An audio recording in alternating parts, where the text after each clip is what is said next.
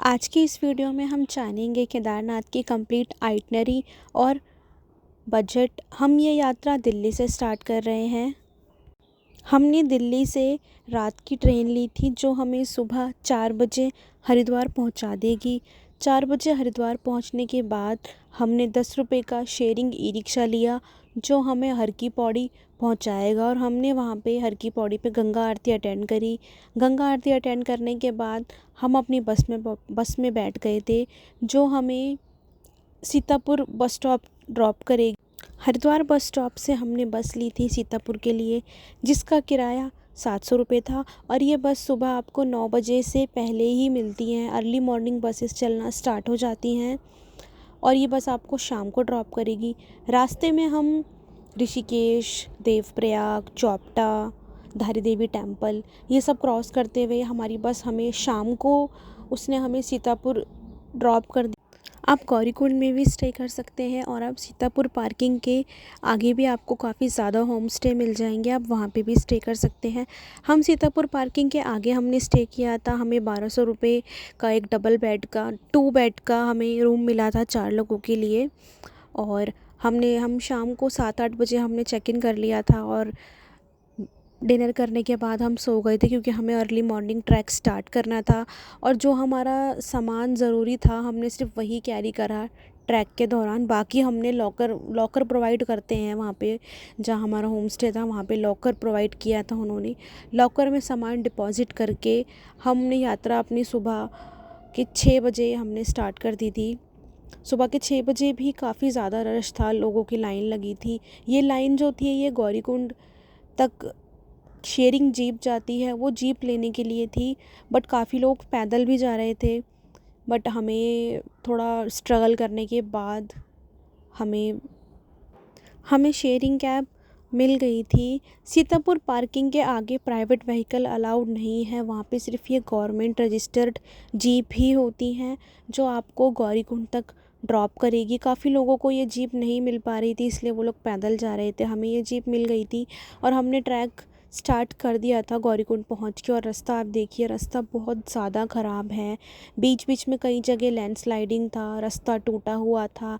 एक ही यात्रा मार्ग से पिट्ठू, पालकी और पैदल यात्री सेम रूट से वो यात्रा कर रहे हैं, कोई सेपरेट रास्ता नहीं है उनके लिए।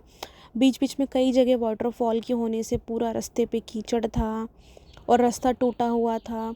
कई कई जगह रास्ता ठीक था। बीच बीच में काफ़ी सुंदर नज़ारे थे, बहुत सुंदर वाटरफॉल्स मिले हमें और बहुत ज़्यादा सुंदर नज़ारे थे। बट ट्रैक बहुत ज़्यादा टफ़ था और खड़ी चढ़ाई है और आपको अपने साथ मेडिसिन आप खुद कैरी करें क्योंकि वहाँ पे कहीं भी पूरे रास्ते मुझे कहीं भी मेडिकल सुविधा नहीं मिली है। और ये 3 बजे का नज़ारा है और इसके बाद मेरी तबीयत ख़राब हो गई थी इवनिंग तक कि मुझे नहीं लग पा रहा था कि मैं ट्रैक कर पाऊँगी। लेकिन किसी तरह हम अपने कैंप साइट तक पहुँच के वहाँ पे मैंने रेस्ट किया और मुझे माउंटेन सिकनेस हुई थी। और सुबह थोड़ा उठने के बाद ये हमारा कैंप का बाहर का व्यू है मॉर्निंग का, और रेडी हो के फ्रेश हो के हम दर्शन के लिए निकल गए थे। वहाँ पे कोई प्रॉपर वॉशरूम नहीं है, कैंप की तरह ही वॉशरूम होते हैं और 100 रुपये में वो आपको गर्म पानी की बाल्टी देते हैं जिसे आप नहा के फ्रेश हो के आपको दर्शन करने के लिए निकलना है। और हमारे दर्शन अराउंड 2 घंटे में हो गए थे। टेंपल के अंदर कैमरे अलाउड नहीं हैं। वहाँ के पुजारी जो हैं वो दर्शन कराने के लिए एक्स्ट्रा पैसे मांग रहे थे कि आप दक्षिणा दीजिए, हम आपकी वीआईपी दर्शन कराएंगे। मैनेजमेंट वहाँ का बहुत पुअर है, खाना बहुत ज़्यादा एक्सपेंसिव है। एक्सपेंसिव होना बनता भी है क्योंकि ये पूरा सिर्फ केदारनाथ जब मंदिर ओपन होता है सिर्फ उस वक्त ही यहाँ पे वो लोग आते हैं। बाकी ये सारे विलेजर्स हैं जो भी यहाँ पे हमें टेंट, पानी और खाना प्रोवाइड कर रहे हैं। ये सारे विलेजर्स हैं जो सीतापुर में रहते हैं या सोनप्रयाग से आते हैं। और जब ये यात्रा स्टार्ट होती है तो वो लोग यहाँ पे 30,000 40,000 रुपये रेंट देते हैं 6 महीने का शॉप लगाने का। और उनका सामान जो है ये सीतापुर से आता है। घोड़े पे रख के 5-5 हज़ार 10,000 का घोड़ा करवा के वो सामान ऊपर तक आते हैं, इसलिए सामान वहाँ पे बहुत ज़्यादा कॉस्टली है। बट नो डाउट व्यू बहुत ज़्यादा सुंदर है। ट्रैक बहुत ज़्यादा टफ़ है, बिल्कुल भी हल्के में मत लीजिए।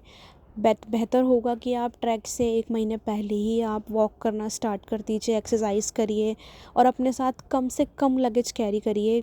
और यात्रा के दौरान आप जीन्स कैरी मत कीजिए, क्योंकि रास्तों में कई जगह आपको वाटरफॉल और रास्ता में पानी मिल सकता है। तो इसकी वजह से अगर आपके कपड़े या जूते गीले हो गए तो उसको सूखने में बहुत टाइम लगेगा। 3 बजे के बाद ही वहाँ पे अंधेरा और शाम होना शुरू हो जाती है।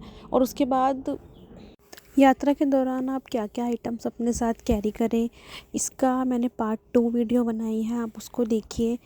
और कंप्लीट आइटनरी और बजट आपको इस वीडियो में मिल गया है। आप इसको फॉलो करके आपको थोड़ा हेल्प मिल जाएगा मेरी इस आइटनरी से। आप भी अपनी यात्रा प्लान करिए और महादेव का नाम लेके जाइए, दर्शन करिए। महादेव का नाम लीजिए, यात्रा आराम से हो जाएगी। हर हर महादेव।